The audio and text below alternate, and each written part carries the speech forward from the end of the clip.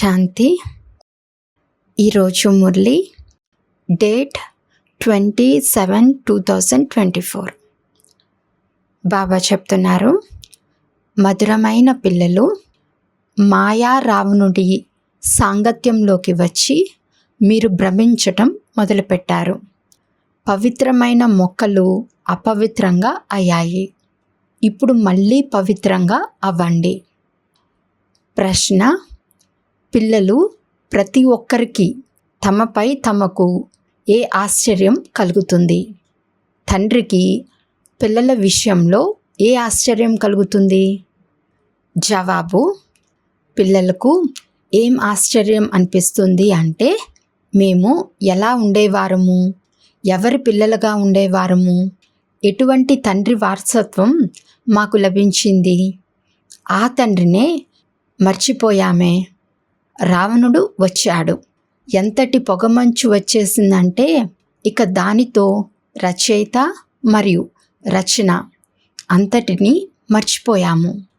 తండ్రికి పిల్లల విషయంలో ఏం ఆశ్చర్యం అనిపిస్తుంది అంటే, ఏ పిల్లలనైతే నేను ఇంత ఉన్నతంగా తయారు చేశానో, రాజ్య భాగ్యాన్ని ఇచ్చానో, ఆ పిల్లలే నన్ను గ్లాని చేయటం మొదలుపెట్టారు.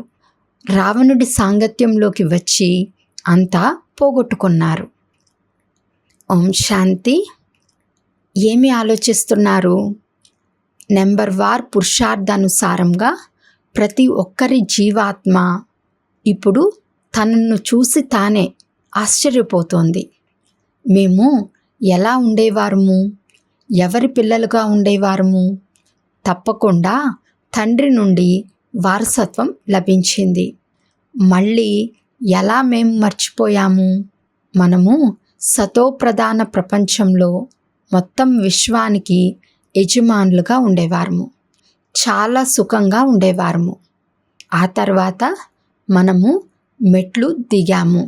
రావణుడు వచ్చాడు. దానితో ఎంతటి పొగమంచు వచ్చేసిందంటే ఇక రచయితను మరియు రచనను మర్చిపోయాము. పొగమంచులో మనుషులు దారి మొదలైనవి మర్చిపోతారు కదా, అలాగే మనం కూడా మన ఇల్లు ఎక్కడ ఉంది, మనం ఎక్కడ నివాసులము అనేది మర్చిపోయాము.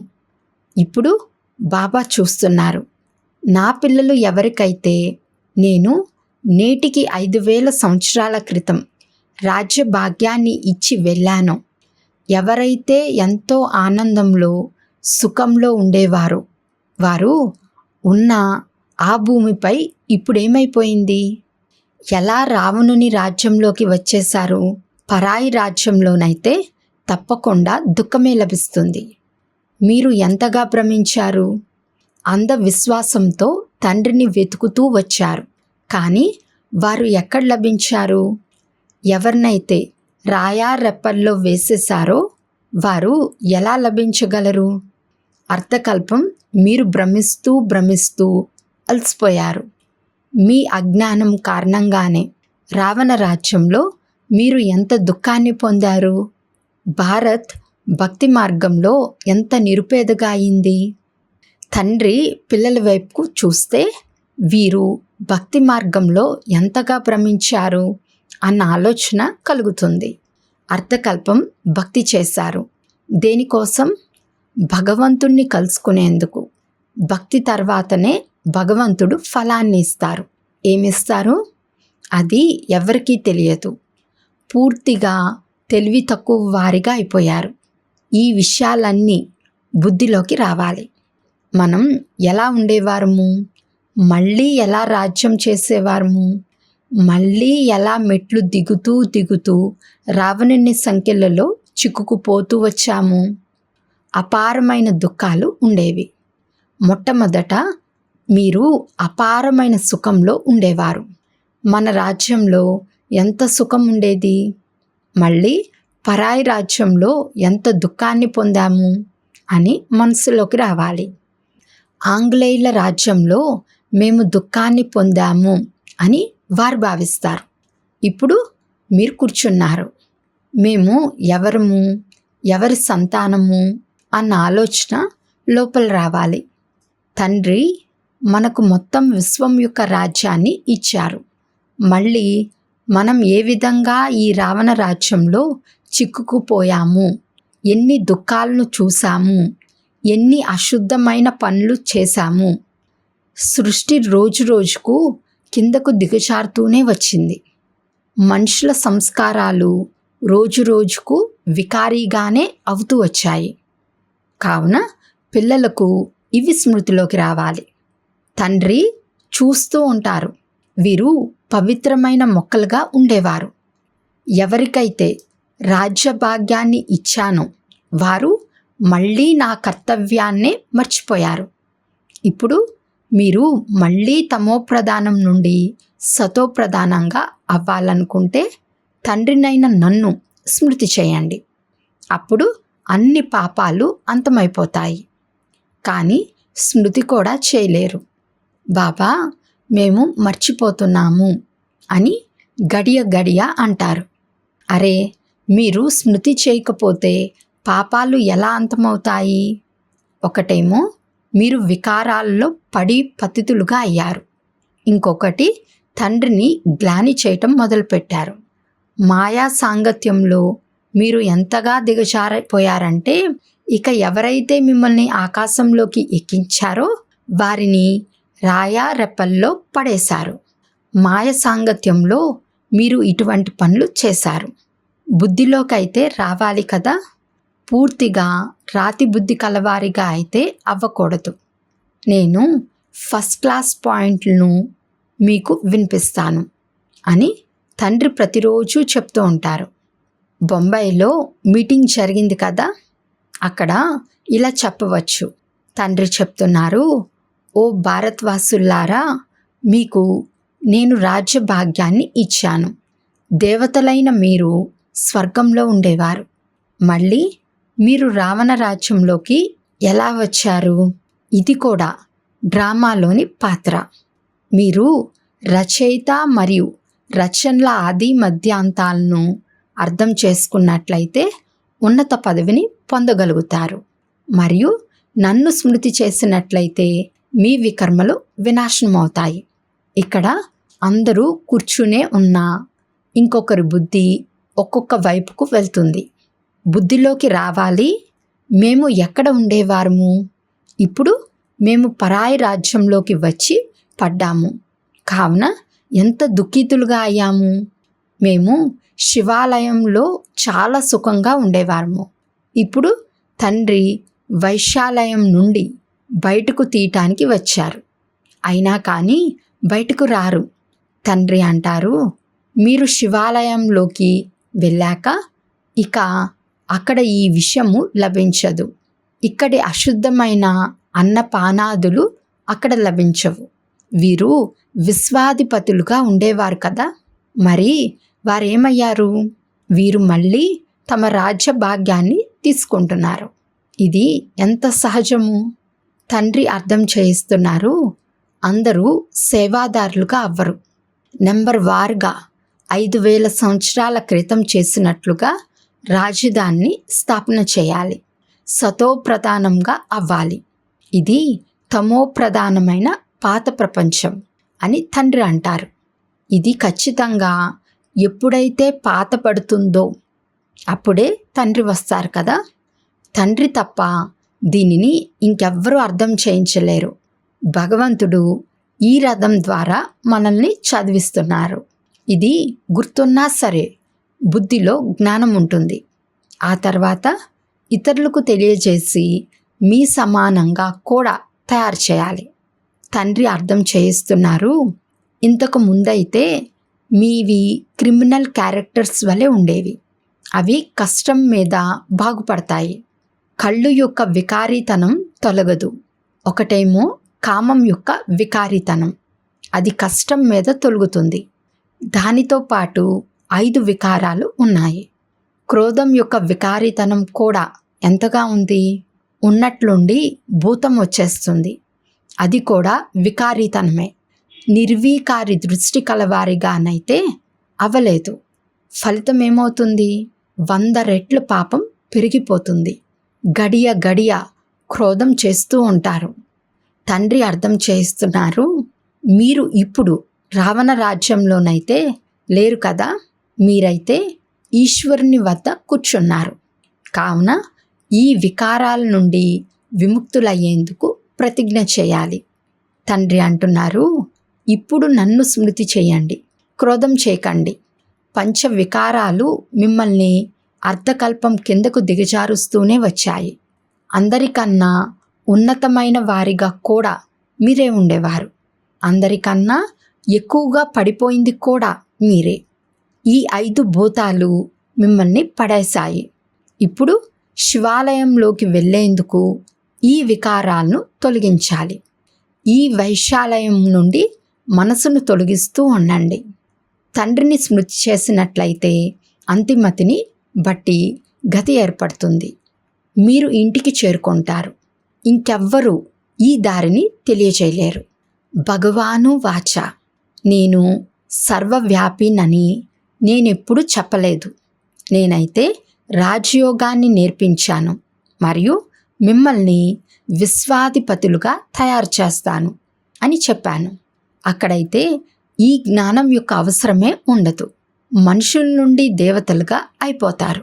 మీరు వారసత్వాన్ని పొందుతారు. ఇందులో హఠయోగం మొదలైన వాటి విషయమే లేదు. స్వయాన్ని ఆత్మగా భావించండి. స్వయాన్ని శరీరంగా ఎందుకు భావిస్తున్నారు? శరీరంగా భావించటం ద్వారా ఇక జ్ఞానాన్ని తీసుకోలేరు. ఇది కూడా డ్రామా రాత. మేము రావణ రాజ్యంలో ఉండేవారము. ఇప్పుడు రామరాజ్యంలోకి వెళ్ళేందుకు పురుషార్థం చేస్తున్నాము అని మీరు భావిస్తారు. ఇప్పుడు మనం పురుషోత్తమ సంగంయుగ వాసులము. గృహస్థంలో ఉండండి. ఇంతమంది ఇక్కడ ఎలా ఉండగలరు?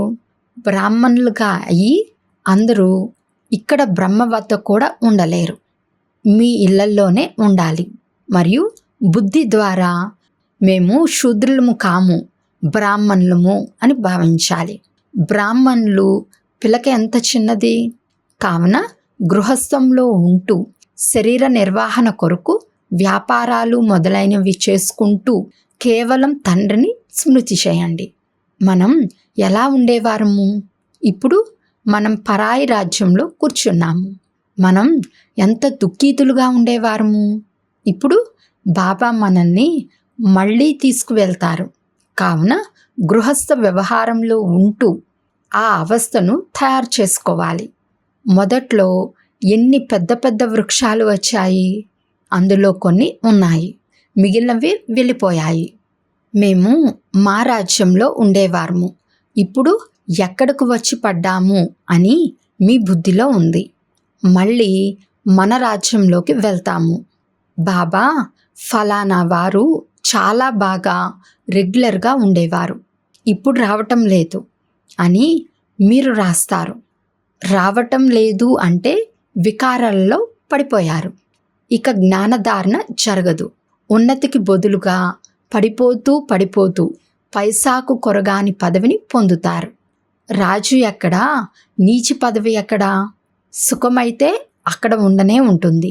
కానీ ఉన్నత పదవిని పొందేందుకు పురుషార్థం చేయటం జరుగుతుంది. ఉన్నత పదవిని ఎవరు పొందగలరు? ఇదైతే అందరూ అర్థం చేసుకోగలరు. ఇప్పుడు అందరూ పురుషార్థం చేస్తున్నారు.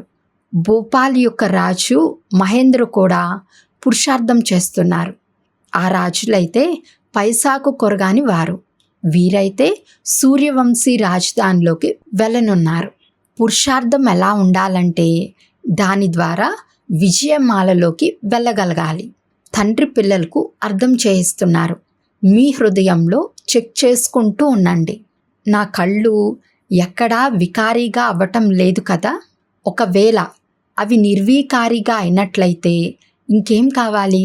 వికారాల్లోకి వెళ్ళకపోయినా సరే కళ్ళు ఎంతో కొంత మోసగిస్తూనే ఉంటాయి. నెంబర్ 1 కామము. వికారీ దృష్టి చాలా చెడ్డది. అందుకే క్రిమినల్ ఐ, సివిల్ ఐ అన్న పేరు ఉంది. అనంతమైన తండ్రికి పిల్లల గురించి తెలుసు కదా. వీరు ఎటువంటి కర్మలు చేస్తున్నారు, ఎంత సేవను చేస్తున్నారు. ఫలానా వారి వికారీ దృష్టి ఇంకా పోలేదు అని ఇప్పటి వరకు ఇటువంటి గుప్తమైన సమాచారాలు వస్తూ ఉంటాయి. మున్ముందు ఇంకా యాక్యురేట్గా రాస్తారు. స్వయం ఫీల్ అవుతారు, మేము ఇంతకాలం అబద్ధాలు చెప్తూ ఇంకా పడిపోతూనే వచ్చాము. జ్ఞానం పూర్తిగా బుద్ధిలో కూర్చోలేదు. ఈ కారణం వల్లనే మా అవస్థ తయారవ్వలేదు. తండ్రి నుండి మేము దాచేవారము అని ఫీల్ అవుతారు. ఇలా ఎంతోమంది దాస్తూ ఉంటారు.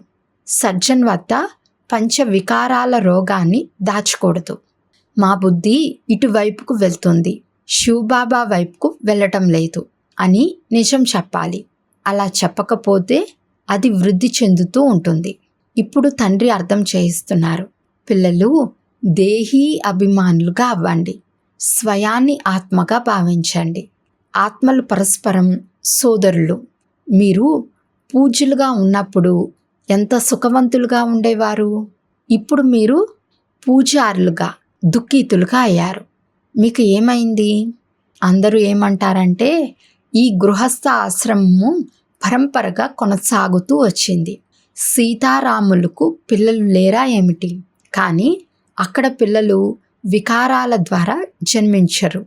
అరే, అది సంపూర్ణ నిర్వీకారి ప్రపంచం.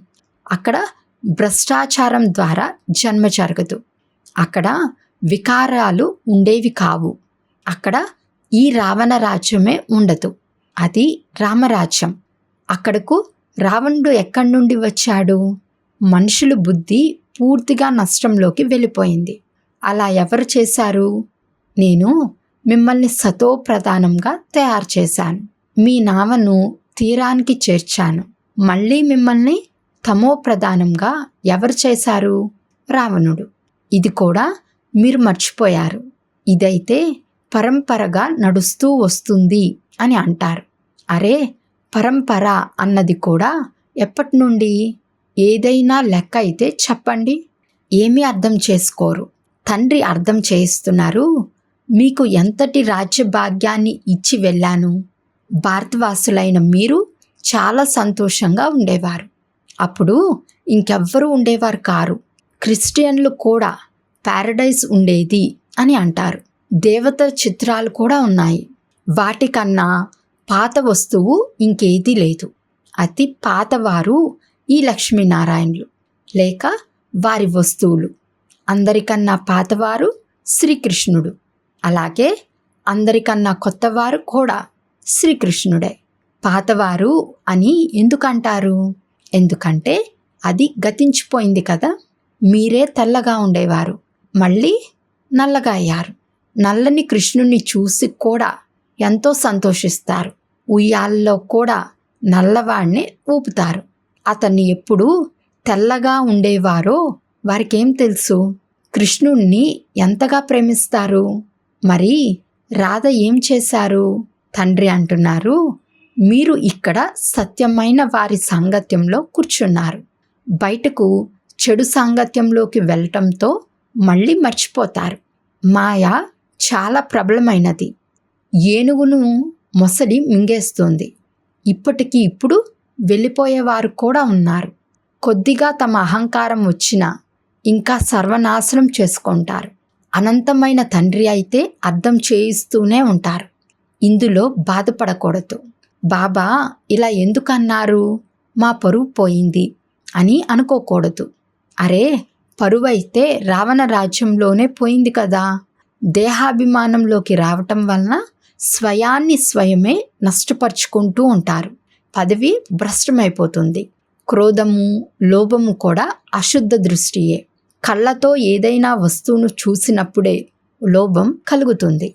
తండ్రి వచ్చి తమ తోటలో ఏ ఏ రకాల పుష్పాలు ఉన్నాయో చూస్తారు. ఇక్కడి నుండి వెళ్ళి మళ్ళీ ఆ తోటలోని పుష్పాలను చూస్తారు. శివబాబాకు పుష్పాలను కూడా తప్పకుండా అర్పిస్తారు.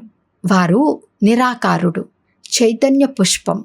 మీరు ఇప్పుడు పురుషార్థం చేసి ఇటువంటి పుష్పంగా అవుతారు.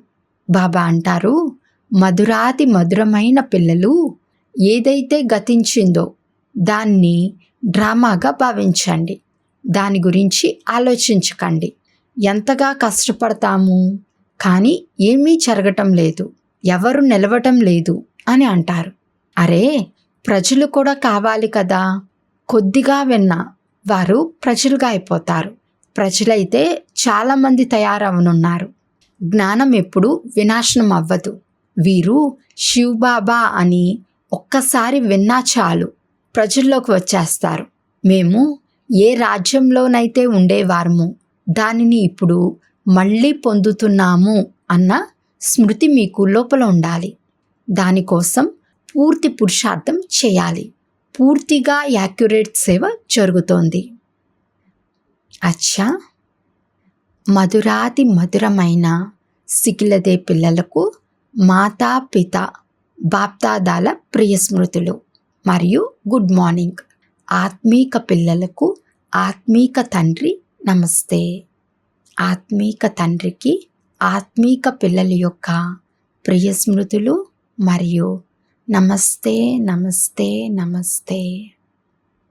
ధారణ కొరకు ముఖ్య సారము. ఫస్ట్ పాయింట్, శివాలయంలోకి వెళ్ళేందుకు ఈ వికారాలను తొలగించాలి. ఈ వైశాలయం నుండి మనసును తొలగించుకుంటూ వెళ్ళాలి. శూద్రుల సాంగత్యం నుండి పక్కకు తప్పుకోవాలి. సెకండ్ పాయింట్, ఏదైతే గతించిందో దానిని డ్రామాగా భావిస్తూ ఏమీ ఆలోచించకూడదు. అహంకారంలోకి ఎప్పుడూ రాకూడదు. ఎప్పుడైనా శిక్షణ లభిస్తే బాధపడకూడదు. వరదానము, సంతోషాల ఖజానాతో సంపన్నంగా అయి దుఃఖిత ఆత్మలకు సంతోషం యొక్క దానాన్ని ఇచ్చే పుణ్య ఆత్మా భవ. ఈ సమయంలో ప్రపంచంలో అన్ని వేళలా దుఃఖం ఉంది మరియు మీ వద్ద అన్ని వేళలా సంతోషం ఉంది. కావున దుఃఖిత ఆత్మలకు సంతోషాన్ని ఇవ్వటం ఇది అన్నిటికన్నా అతిపెద్ద పుణ్యం. ప్రపంచంలోని వారు సంతోషం కోసం ఎంత సమయాన్ని, సంపదను ఖర్చు చేస్తారు మరియు మీకు సహజంగా అవినాశీ సంతోషం యొక్క ఖజానా లభించింది. ఇప్పుడు కేవలం ఏదైతే లభించిందో దానిని పంచుతూ వెళ్ళండి. పంచటము అనగా పెరగటము.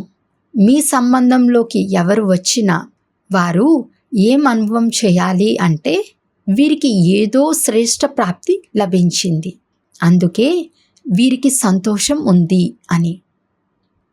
స్లోగన్, అనుభవి ఆత్మ ఎప్పుడూ ఏ విషయంలోనూ మోసపోలేరు. వారు సదా విజయులుగా ఉంటారు. అచ్చా, ఓం శాంతి.